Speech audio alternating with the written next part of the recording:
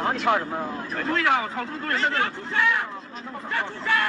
赶紧给家里人打电话，跟外号一样。太吓人了！各位考证的15等广播，请您在座位上坐好，不必惊慌，感谢您的配合。打死！他妈的，出开！不想出开吗，妹妹？一辈子给他们努力挣打工。快滚干！我要是把老子给你更多钱，会犹太人。你怎么样？买一条街比你那么贵吗？想想清楚吧。Can either believe it or they cannot believe it. I don't give two but I am telling you right now, that back there is not real. And you can sit on this plane and you can human life form, regardless of nature or ultimate origin, that may be presumed responsible for UAPs or of which the federal government has become aware. And that very broad definition reminds me of the time when former CIA Director John Brennan said, I think some of the phenomena we're seeing continues to be unexplained and might in fact be some type of phenomenon that is the result of something that we don't yet understand and that could involve some type of activity that some might say constitutes a different form of life.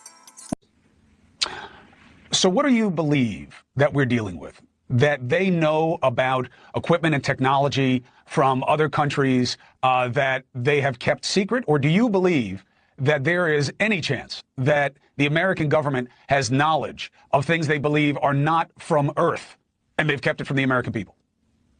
I've been told that that is the case by several Defense Department officials. I've been that told it's not from this Earth, or they don't know from where it's from on this Earth? I've been told that we have recovered technology that did not originate on this Earth by officials in the Department of Defense and by former intelligence officials. I've referred some of those officials to the office that's undertaking this investigation. Dave is another one of those individuals. He's decided to go public with his information. So there are credible people, and we have a direct conflict here between what Dr. Kirkpatrick is saying and what these other folks are saying, and Congress is in the middle, and they got to sort it out. But what if for a moment mankind wasn't singular? Maybe just for a moment it's mankind's plural. Are we as a society even prepared to have that conversation? Lou, what do you believe to be the primary reason? Look, Kurt, I'm for lack of transparency. Yeah, I'm a little more practical and probably a little bit more less optimistic for our species on this particular question. What if there was knowledge, Kurt, that was so volatile, so earth-shattering, that the mere knowledge of that getting out could predicate an action that could potentially threaten the entire species? Now, what do I mean by that? For just a moment, take off the scientific hat, take off your humanitarian hat, take off your philanthropic hat, and put on a hat of national security. We just talked about the fact that there's no indication that these things have been here to help us.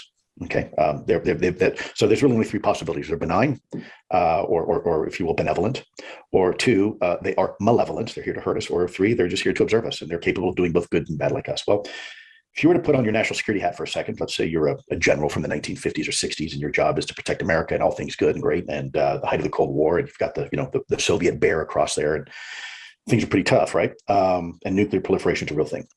Now, you have information that there is something here that can outperform anything you have, and really anything you have is rather ineffective from a national security perspective. And there's a thing out there, and it doesn't show that it's being benevolent. So it's only one of two other options: either malevolent or it's like us. And we see this very careful ISR surveillance of our nuclear equities. It's interested in nuclear equities. Well, some may look at that as what we call preparation for the battlefield. Okay, and let's just say hypothetically, there's a 10% chance. U.S. has a 10% chance that these things are bad, or one day they're going to come here in force, and they're looking at us. Right? Remember, you're putting on your national security hat, so forget about everything else for a moment. Your job is to be paranoid, and there's a small remote chance that these things are not good. And maybe there is a plan for these things at some point to come in force in 50 years from now. And if the mere fact you have this conversation with the American people, what's going to happen? Well, the American people are going to start getting prepared. Well, I can tell you in real life combat situations, when we send in long range surveillance LRS teams, behind enemy lines, the moment the enemy finds out that we know, that they know we're there, the element of surprise is over. And so ultimately, hypothetically, imagine a scenario where maybe we had 50 years to prepare for something, but now that the cat's out of the bag, that existential action will happen tomorrow. And by the way, we're not ready for it. We're not prepared for it. We don't have a countermeasure. We don't have a capability to counter this. And so from a very real perspective, a national security perspective, the mere fact that you are acknowledging the existence of something may predicate an action or an act that you're not prepared to have right now. And so I encourage you and your listeners to just for a moment, I'm not asking you to be a national security person, but I'm asking you to suspend your personal beliefs right now for just a moment and put yourself in somebody else's shoes who does feel that way, right? Now, what do? If the mere fact of talking about this could potentially cause a reaction that you're not ready for as a country, as a civilization, right? Maybe that's the reason why you decided, they're here today, gone in 4 years. Maybe you can't even risk telling them. So maybe the reason why it's kept so long.